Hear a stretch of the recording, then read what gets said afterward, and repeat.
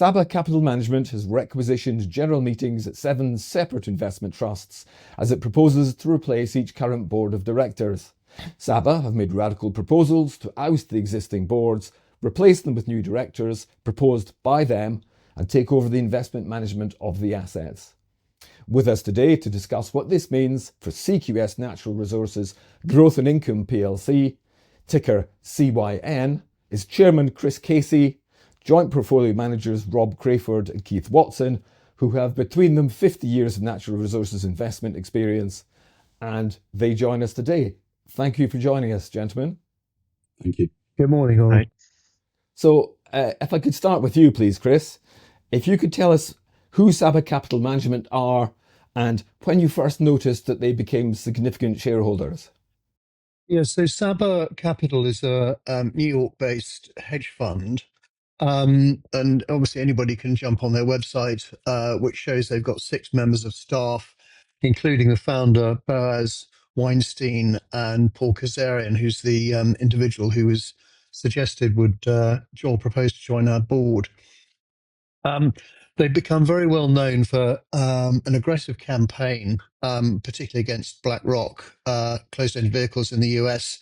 And some people might have seen that they recently reached a standstill agreement in which they received 1.6 billion in return for ceasing their campaign for 3 years. So to answer your question, Donald, as to when we first noticed they joined the register, that was actually in September 23. And indeed, since that time, they've accumulated quite a number of stakes in UK listed investment trusts. As with any significant shareholder, we've reached out to them, but we've really struggled to make any headway and understand what their objectives are, what their strategy was, and frankly, we haven't had any meaningful engagement, which has been disappointing. Okay, so not much of a relationship developed, and when did you get that sense of it going wrong?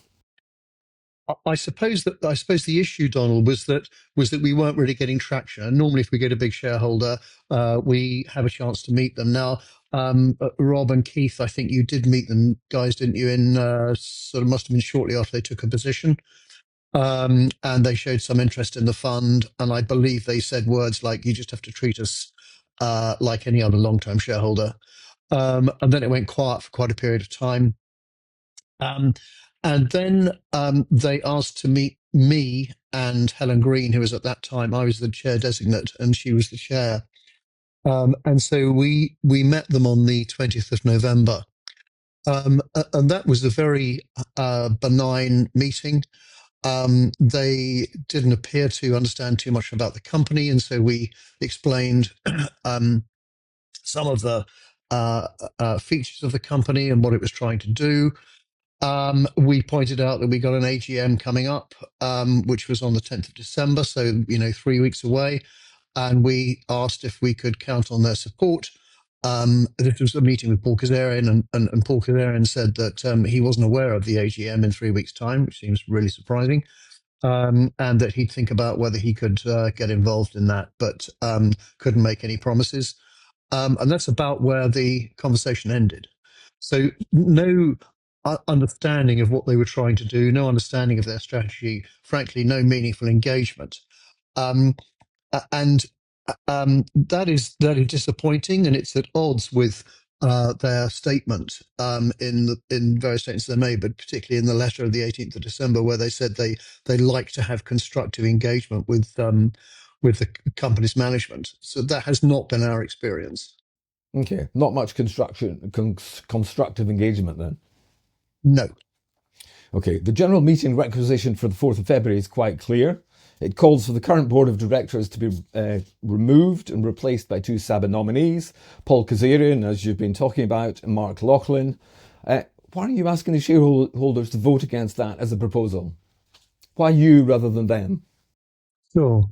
So look, I think can I just say at the outset that we appreciate that a lot of smaller shareholders don't vote at general meetings, and I think in a business as usual situation that's understood because normally The resolutions are not controversial, and normally they get passed, albeit on a pretty small turnout. This is different. And I really do urge our shareholders to read our notice of general meeting, which they can find on our microsite, cynprotectyourinvestment.com. And in there's a lot of material, but particularly our circular, where we explain that we believe that Saba's proposals are without merit, and we can say a bit more about this in a moment, but introduce new and significant risks to shareholders because they want to change the investment objective. And we just don't think these proposals are in the best interest of all shareholders. They make claims that the company is underperformed, and I know Rob and Keith will say a bit about that in a moment. But frankly, that's just completely misleading because they've used the wrong benchmark. Their contention is, and indeed their sort of campaign strapline is mind the gap, implying that we as a board have done nothing about this underperformance, which by the way wasn't underperforming. That is nonsense. We absolutely have been minding the gap, and we have bought back quite a lot of shares to try and reduce the discount. But discount management is a complicated thing, and share prices can lag NAV for a whole host of different reasons, and it is simply not a question of buying back loads of shares to try and reduce that discount. Clearly, that's one of the weapons we can use, but this is also about driving demand for the company's stock. So, look, we think that their proposals are self-interested. What they're trying to do is remove CQS Manulife as managers and replace them with themselves, which has obviously got significant independence issues. And their intention, we understand, is to invest in other investment trusts where there's wide discounts. And frankly, whilst they've tried to do that in the US, their track record in that is really quite questionable. Certainly, the discounts that on the funds they've taken over have basically reverted to norm. So, look, if the requisition resolutions are passed, the outcome is likely to be that shareholders are no longer going to be invested in highly specialized natural resources investment trusts with, frankly, very good governance and a clear strategy. Saba have failed to state how much cash they'd return to shareholders. They're expected to appoint themselves as manager, change the company's investment policy, as I said a moment ago, and they just haven't narrowed discounts of funds that they've done this in the US. We are also really concerned about the fact that the board that is being appointed or is proposed to be appointed is not independent of Saba, which is an affront, frankly, to governance standards that we're used to seeing in the UK. Okay, thank you, Chris. I think that's a good moment to bring in the fund managers. Let's ask Rob first. Why do you think you and Manulife make better in natural resources and investment trust managers than Saba and their nominees would, following on from Chris's comments? Well, I mean, put simply, they have no experience in the sector. But I mean, more importantly, Keith and I, I've done it for over 20 years. Keith over 30 years, focused on resources. I'm a geologist by education. We have a long track record where our investors have made very good money. We've materially outperformed both of the reference benchmarks that we provide on our fact sheet. Materially, as can be seen over the last 5 years, where we're sort of over 35% ahead of both of those. The claim that we've underperformed, I mean, either Saba are intentionally misleading people or just simply haven't even bothered to even look at the fact sheet, which is a very concerning amount of due diligence to conduct if you're going to try and approach for a takeover. One would think.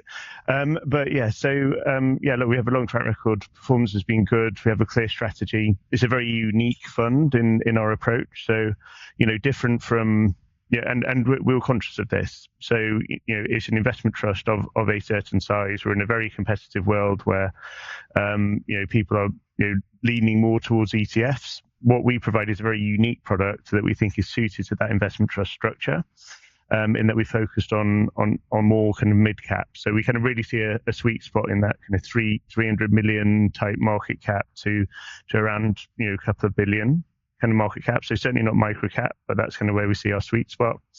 But the main thing is a real dynamic allocation. So this is very much active management. We aim for generalists or retail investors that want resources exposure.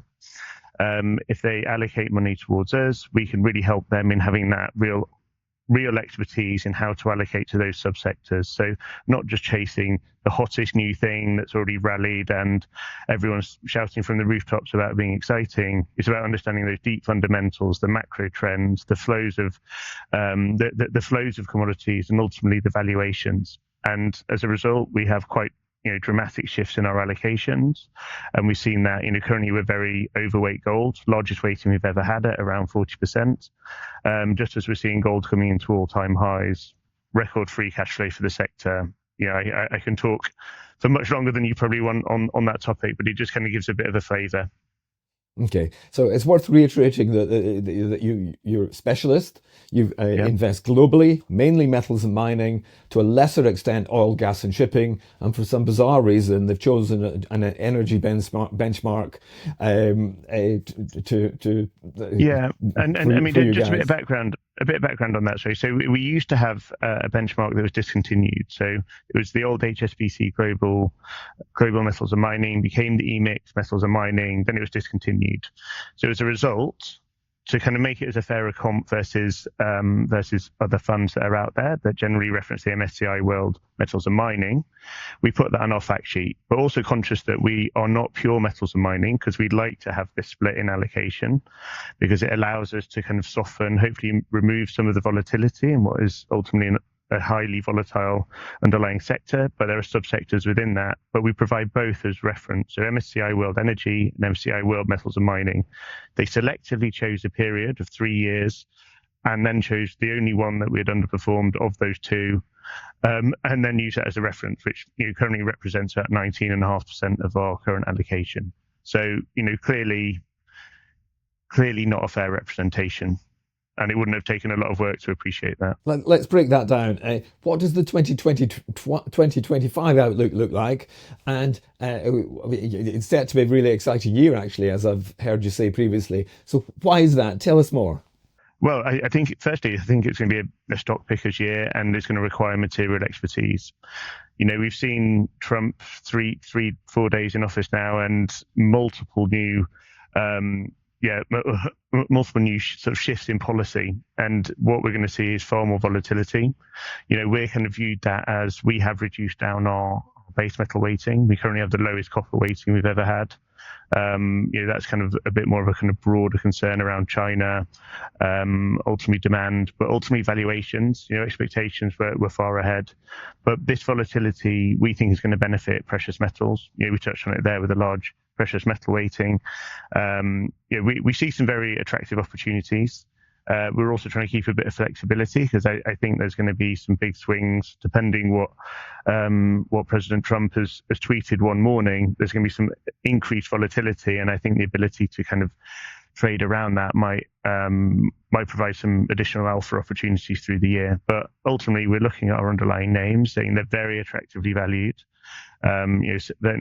Cheapest multiples we've seen, record free cash flow, particularly on the precious metal side, and we think there's going to be a re-rate as the market kind of catches up and starts to appreciate that we're not seeing the same cost inflation pressure issues that we saw in the prior cycle. In fact, actually, we're seeing labour materially easing, and that was one of the major drivers in the post-COVID world that compressed margins and has led to that negative sentiment for the precious metal miners overall. So it begs the question, if you have actually outperformed both your potential benchmarks, why are Saba even deciding to take this action? As you're in a position of outperformance, not underperformance. So why? I mean, I almost question whether it's just a complete error on that part, in that they put in the wrong reference and then we popped up on a spreadsheet because they put in the wrong benchmark. Maybe that was a reason, or maybe they just don't really care. I mean, we looked across the 7 trusts that they chose. Many of them have had very positive long-term track performance. There are a number of trusts that have materially underperformed many of those that they've picked. So they would have appeared easier targets. So it doesn't seem like there's been a kind of clear strategy on that. Feels a bit more scattergun. But I mean, I imagine Chris might want to touch on the sort of voting turnout, and I think that was perhaps the driver in our case. Okay, so Chris? I think that's right. I think I've talked to a number of people about the selection of the 7, and it is really hard to understand what's caused them to select the 7. I think in our case, it is the voting turnout, and we are very proud of a large contingent of small retail shareholders that we have. It's sort of approaching 50%, which we think is a real sort of strength of us in the company. It's great to have that broad support. However, those shareholders tend not to vote, so our turnout at AGMs is typically around 10%. It was 10% in December, and we're pretty sure they've spotted that. And that gives them a great opportunity with a significantly larger holding of, say, 25, 29%, to be able to force their way into the company and take control of it. It's opportunistic, yeah. I mean, I think if our shareholders, if those smaller retail shareholders don't vote, their 29% position is likely to bulldoze the vote in favour and get them in a position where they can take the company over. I mean, what's confusing about this is that if they'd really been interested in extracting cash out of the company, we have an annual continuation vote, which, by the way, we believe is a sign of very high corporate governance standards. They could have voted at our AGM in December, and they could have voted against continuation, which would have meant that the company had been liquidated, and they would have got their money back at NAV less costs. So it's kind of strange that they didn't do that, and you can only assume that's because they want control of the company, and this plays to some of the things that they've said around wanting to change the investment objective and use the company as a vehicle for something completely different than it was originally intended. And we're very concerned that shareholders don't get engaged in this and do their research. They're going to find themselves trapped in an investment trust, possibly at quite a large discount, and unable to easily exit that position. Which takes us neatly to you, Keith. How might Saba manage shareholder money, do you think? Because you actually think it's going to add significant risk for shareholders. So if you could deal with those 2 questions for me, please. That's a very good question. Officially, there really is no answer that they've provided as to what sector exposure will follow on from this. As a retail investor, you will not be invested in the same entity with the same mandate. Most likely, it will be a roll-up fund for others in this sector in the UK. Thereafter, there is no clarity. And as Chris outlined earlier, you'll probably be in a vehicle where the discount reverts to type on other trusts that they have which are listed. We don't know if there will be any particularly large return of capital to investors that choose to opt out. There is no information. I think that is a real flaw in terms of transparency for retail investors. But the crucial point is that I think this was neatly summed up by the chairman, Chris, and it feels like a raid on corporate democracy, in that via a 29.9% shareholding, they're able to replace the board, which under takeover rules is a takeover, and completely take the assets. And that's just something which I think, out of principle, everyone that owns shares in this company should vote against, but more so without the clarity of what you will end up in. Let's take that step by step, if we could, please, Keith. If you could clarify exactly what share stake Saba have. You mentioned 29% there, so let's clarify what they have actually built. How did they build it? And the big question, is it fair and equitable for them to take over the trust with no takeover premium on the cheap, as commentators have said? Yes, so to reiterate your point, they have, from October 23, they started to initiate a position. Now, that's taken two forms. One has been in a small amount of straightforward equity, which you would see them being a shareholder of. The other form in which they have taken a stake is via total return swaps, which are held in nominee accounts, which aren't named as Saba, and that formed the vast bulk of their 29% shareholding, which they subsequently built up over the following, nearly 18 months. As Chris outlined, we tried to make contact with them when we first became aware in around October 23 and spoke to them without any undue indication that they would be hostile to us. But it's been very difficult to engage in that subsequently.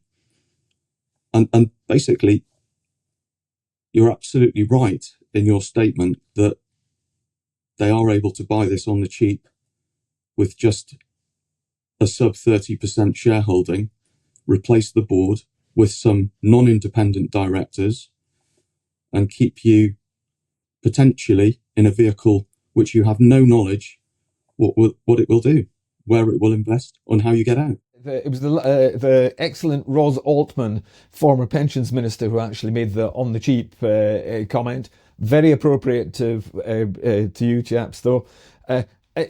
Let's sum things up. You're in a challenging position. So what changes have you introduced to encourage shareholders, both institutional and retail, to support you? I mean, Keith mentioned the word shareholder democracy, which I think is something that we feel very strongly about. And for us, it's vitally important that shareholders don't lose the opportunity and sort of go by default. So we really want shareholders to vote and to have their say on the future of their investment.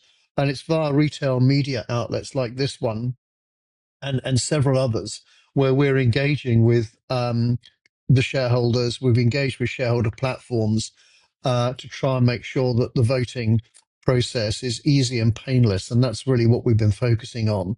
So we'd really urge shareholders to look at the notice of the general meeting and look at the website cynprotectyourinvestment.com, because we really think that Saba's proposals are without merit, new risks and significant risks, and just a lack of clarity. And Keith's eloquent on that point a moment ago. But of course, the other thing that he didn't say is that they're suggesting that they move the investment mandate, but they haven't actually said what fee they would charge for that. So, we've got an unknown management company, no expertise in the sector, and no concept of how much management charge they would charge. It's pretty outrageous. Indeed. Keith mentioned nominee holdings. They built up a stake using nominee holdings. How do you actually get that nominee holdings vote out? It's a peculiarity of the UK system is that a lot of shares are held in nominee accounts, and it actually makes things very difficult for people like yourselves in these circumstances, doesn't it? Yes, it does.